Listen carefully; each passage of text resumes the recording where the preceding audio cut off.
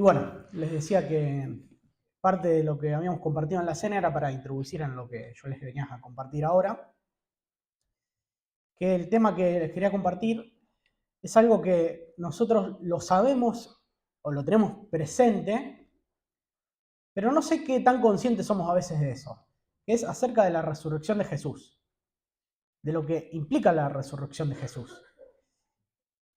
Es un tema que podríamos decir es el corazón de nuestra fe. Es decir, si alguien quiere acabar por alguna manera con el cristianismo, tiene que demostrar que Jesús no resucitó. Y de hecho, muchas de las cosas que le voy a compartir surgen de estudios de personas que querían demostrar eso y llegaron a la conclusión opuesta, que Jesús había resucitado. Así que bueno, antes que nada, vamos a ver rápidamente, porque esto por ahí es medio tedioso. Sí, gracias. Si hay, ahí ya tenemos la diapositiva. Si hay testimonios de fuentes extrabíblicas, es decir, por fuera de la Biblia, que hablen acerca de Jesús.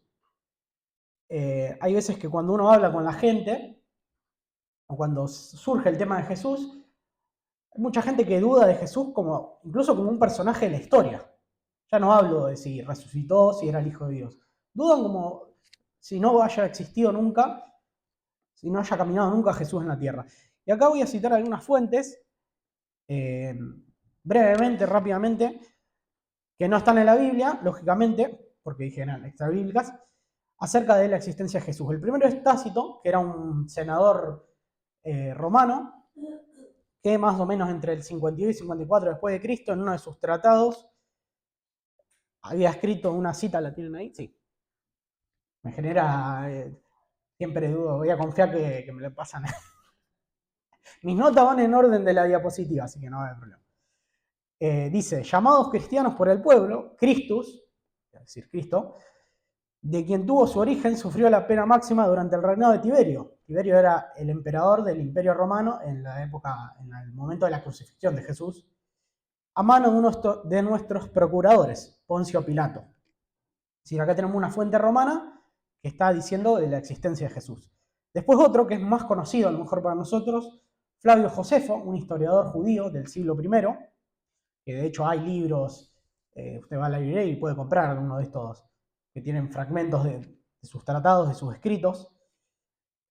Ahí sí la cita no la tengo. Pero bueno, dice, no sé si la llegan a ver de ahí, si no se la leo. Dice que alrededor de este tiempo, obviamente estamos hablando del primer siglo, dice, había un hombre sabio, Jesús. Dice, si es que es lícito llamarlo un hombre, pues era un hacedor de maravillas, dice un maestro tal que los hombres que reciban con agrado la palabra que les enseñaba.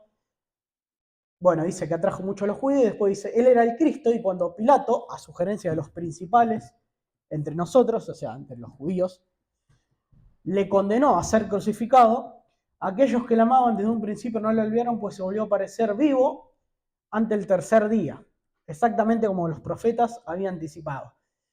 Y bueno, después habla, dice que cumplió muchas maravillas y está la tribu de los cristianos que dice que estaban en ese momento. O sea, acá tenemos un testimonio de un judío, no de un apóstol, uno de los discípulos, un seguidor de Jesús, acerca de la existencia de Cristo, de las maravillas que hizo, incluso empieza ya a nombrar el tema de la resurrección.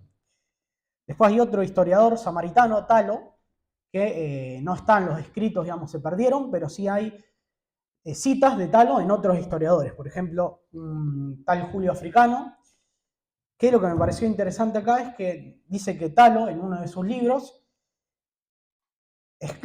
escribe sobre lo que habíamos leído en la cena, sobre lo que está en Lucas 23, que dice, cuando era la hora sexta, como el versículo 44, hubo tinieblas sobre la tierra hasta la hora novena, y el sol se oscureció y el velo del templo se rasgó por la mitad. Es decir, este historiador, que no era cristiano, nuevamente lo aclaro, fue testigo de esta oscuridad y llamó la atención, porque claro, fue al mediodía y él escribió acerca de esto.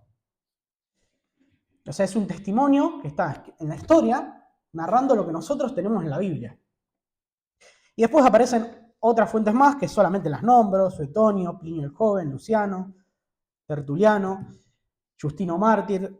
Algunos de estos sí eran ya creyentes, otros eran filósofos griegos, filósofos romanos, Carta de Marabar, Serapion, los Talmudes judíos, Rollo, el man muerto, bueno, Flegón de Tralles, que era un filósofo, etcétera, etcétera. Y ahora sí, vamos a lo que es el tema de la resurrección de Jesús. ¿Qué importancia tiene en nuestra vida? ¿Qué implicancias tiene? Y para eso quiero citar al apóstol Pablo en 1 Corintios 15, versículos 14 al 17.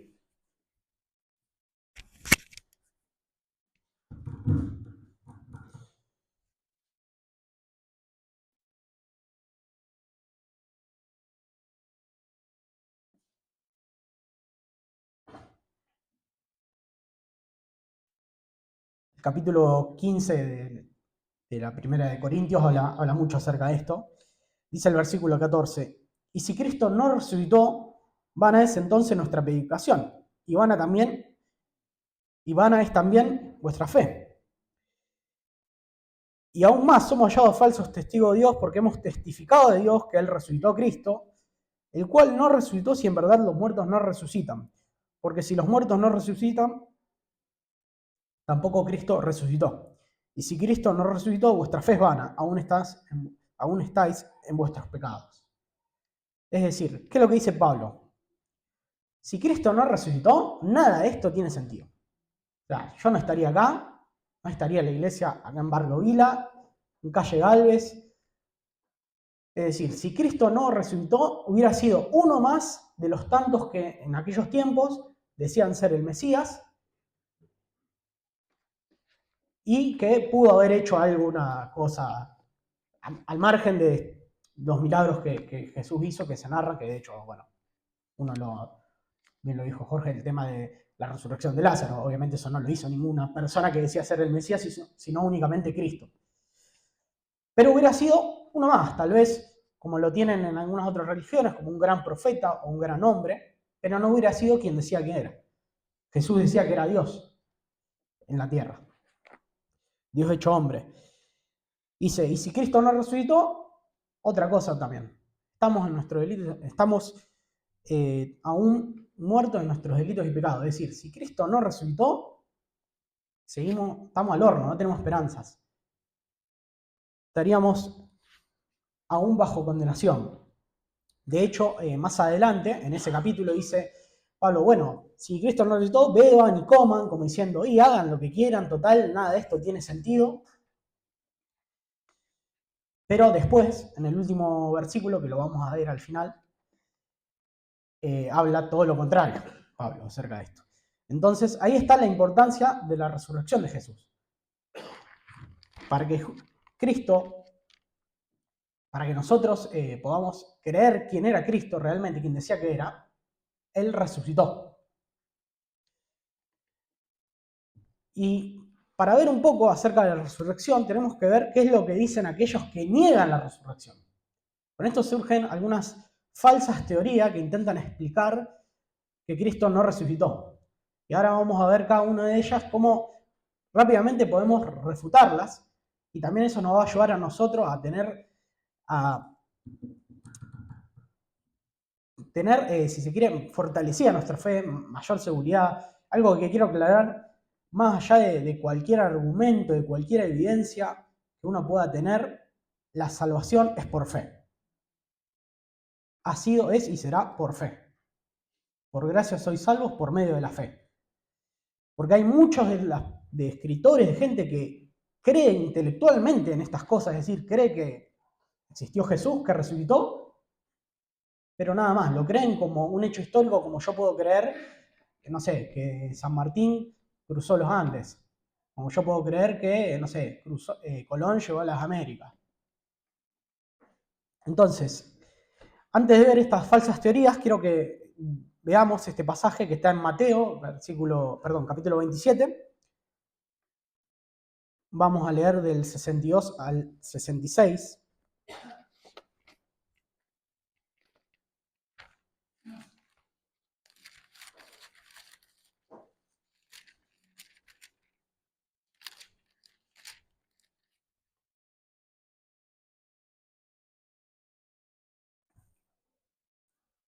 Dice, la Reina Valera le pone un título, dice, La guardia ante la tumba. Al día siguiente, que es después de la preparación, se reunieron los principales sacerdotes y los fariseos ante Pilato, diciendo, Señor, nos acordamos que aquel engañador dijo, viviendo aún, después de 3 días resucitaré. Manda pues que se asegure el sepulcro hasta el tercer día, no sea que vengan sus discípulos de noche y lo hurten y digan al pueblo, resucitó entre los muertos, y será el postrer error peor que el primero. Y Pilato le dijo, ahí tenéis una guardia, id a asegurarlo como sabéis. Entonces ellos fueron y aseguraron el sepulcro, sellando la piedra y poniendo la guardia.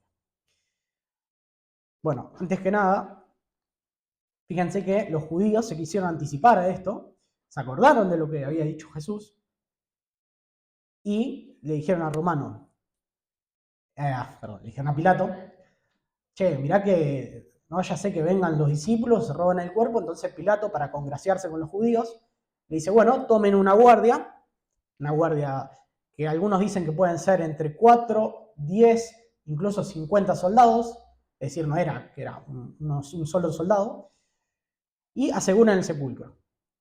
Y dice que le ponen un sello. Ahora vamos a hablar qué significa todo eso. Entonces,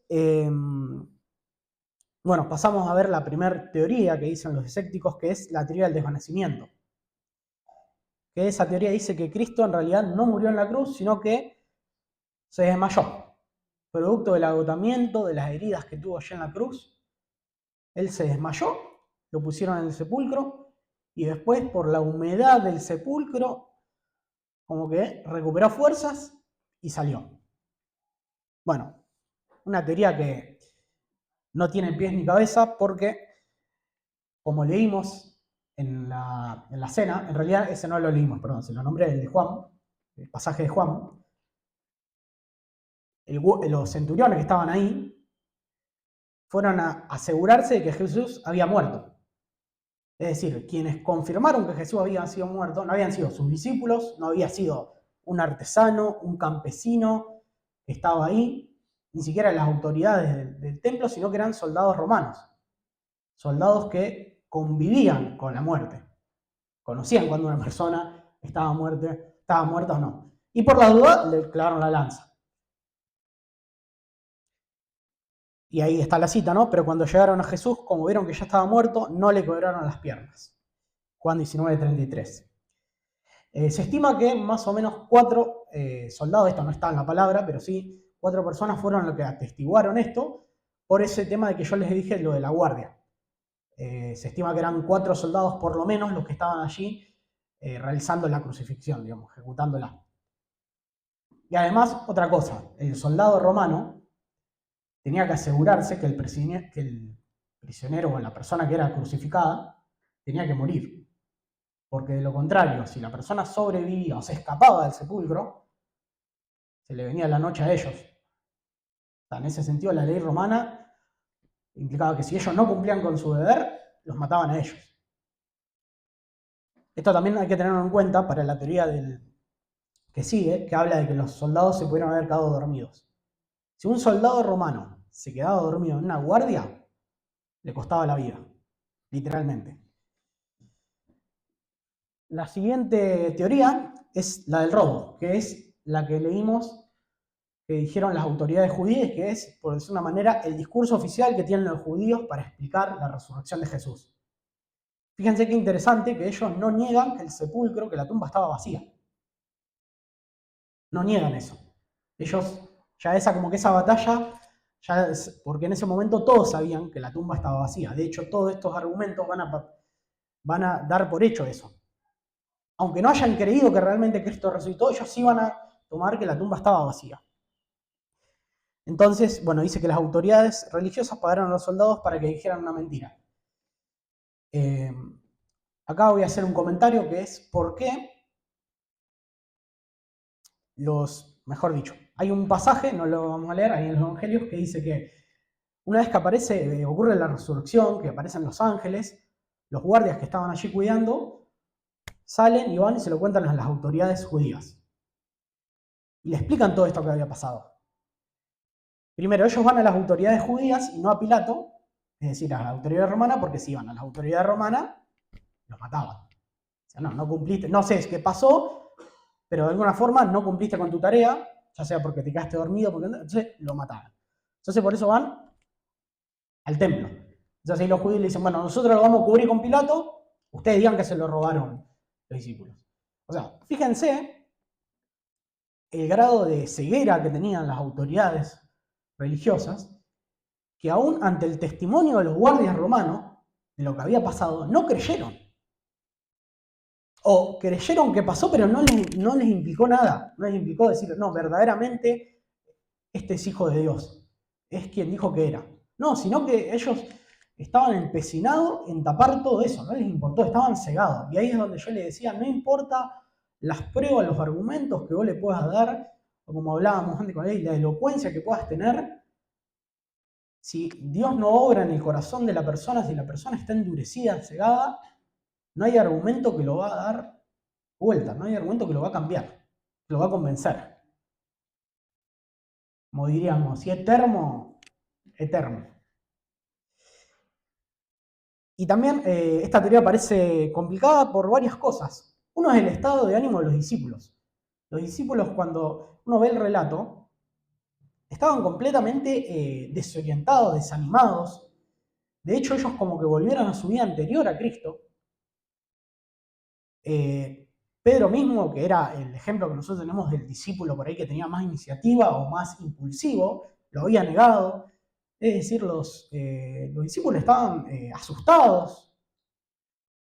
No pareciera que fueran a realizar ese acto de valentía, de encima de enfrentar a una guardia romana, que la guardia romana era el imperio más poderoso en ese entonces.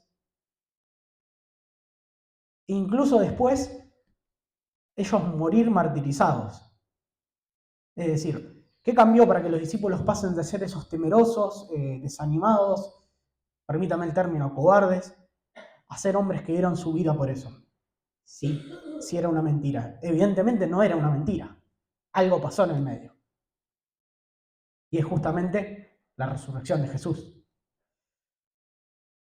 Y encima estaba el sello romano. El sello romano era una cuerda que se ponía de un extremo al otro de la piedra que tapaba el sepulcro.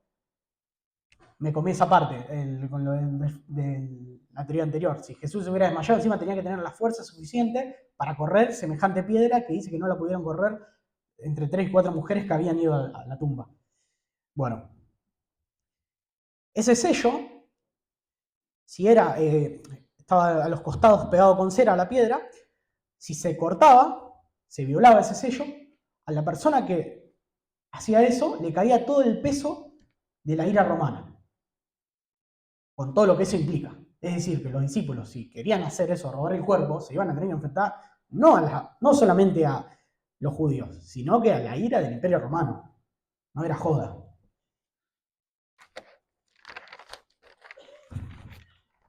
La siguiente teoría es de la alucinación, que dicen que en realidad la resurrección se trató de una alucinación, que tuvieron algunos y que en realidad nadie vio al Cristo resucitado. Bueno, acá les pido que busquen 1 Corintios 15,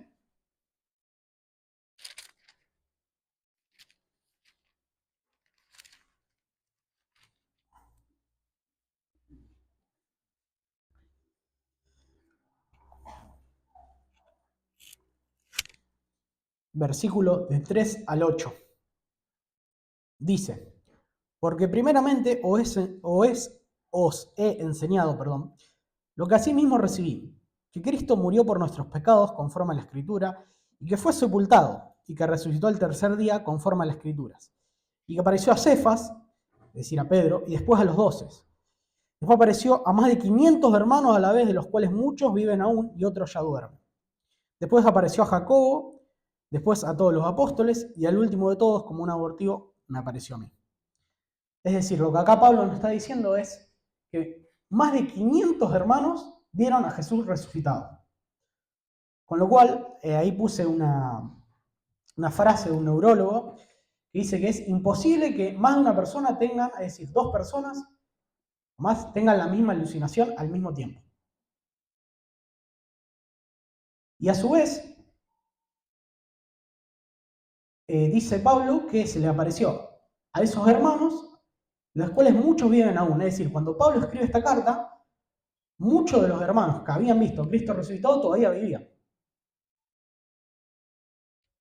Con lo cual, si Cristo no hubiera resucitado, si esto hubiera sido una alucinación, la gente podría haber dicho, no, che, mirá, Pablo, mirá, yo estuve, no pasó eso.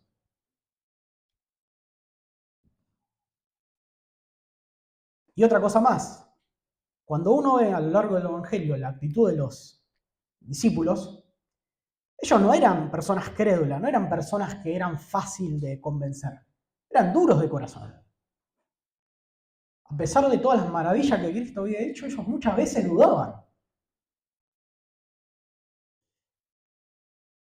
De hecho, Jesús mismo le decía, hombres de poca fe. Es decir, que no eran susceptibles a alucinaciones, no es que ellos vieron a Jesús resucitado porque esperaban ver a Jesús resucitado. De hecho, no lo entendían. Ellos no entendían cuando Jesús les decía que iba a morir y que iba a resucitar. No lo entendían ellos.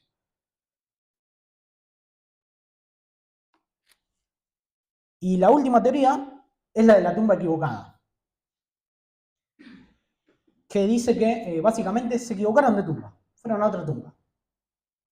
Bueno, yo ahí les puse algunos pasajes donde, Marcos, por ejemplo, 15:47, que dice, María Magdalena y María, la madre de José, miraban donde lo ponían. Ahí también en Lucas 23:55, dice, las mujeres que habían acompañado a Jesús desde Galilea fueron y vieron el sepulcro y se fijaron de cómo habían puesto el cuerpo. Es decir, hay varios testigos que vieron dónde ponían el cuerpo de Jesús, sabían qué tumba era. De hecho, José de Arimatea va y le pide a Pilato el cuerpo de Jesús para envolverlo en las especias, todo eso. O sea que José también sabía dónde era la tumba. Y un pequeño detalle es que había una guardia romana en la tumba. No en la tumba de cualquiera, había una guardia romana con el sello romano. Es decir, que el lugar donde estaba la tumba de Jesús era un lugar de público conocimiento. Además, supónganse que se equivocaban de tumba, ¿por qué no fueron los judíos y le dijeron, no, miren, esta es la tumba, acá está el cuerpo? Porque realmente Cristo había resucitado.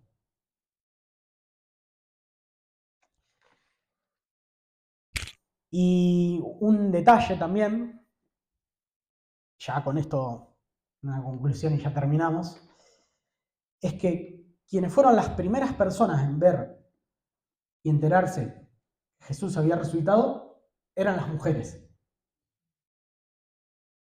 Fueron de hecho las que le dieron aviso a los discípulos. La opinión que tenían, o sea, el peso que tenía la opinión de las mujeres en el siglo I era prácticamente nulo el testimonio de ellos. Entonces, si querían inventar una historia, no hubieran dicho que se lo habían dicho las mujeres, porque no tendría validez, a menos que realmente haya sido así, que fue lo que pasó. Y hay unas pequeñas conclusiones para terminar, que un poquito las fuimos charlando.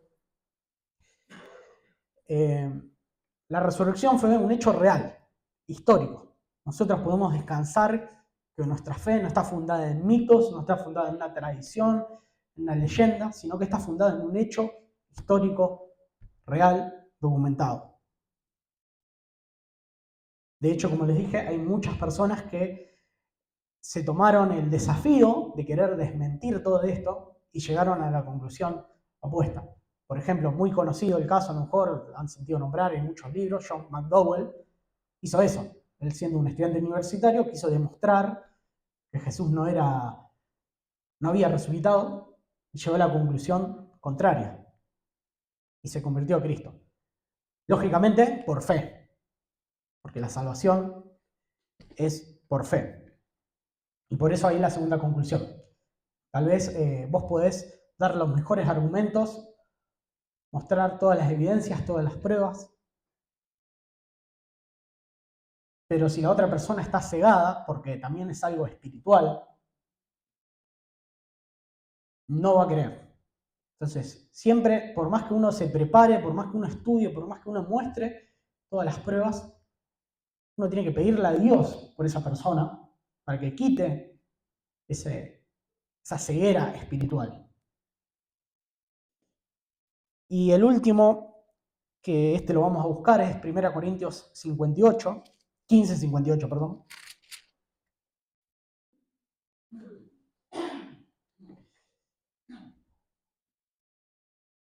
¿Se acuerdan que les dije que allí en el capítulo 15 Pablo está diciendo que si Cristo no resucitó, entonces todo esto es vano, todo esto no tiene sentido? En el versículo 58 va a decir: así que, hermanos míos, amados, estad firmes y constantes, creciendo en la obra del Señor, siempre sabiendo que vuestro trabajo en el Señor no es en vano. Cristo resucitó y todo lo que hacemos, que a veces nos pasa que decimos, che, pero realmente esto que estoy haciendo, este servicio al Señor, esto realmente sirve para algo, vale la pena. Bueno,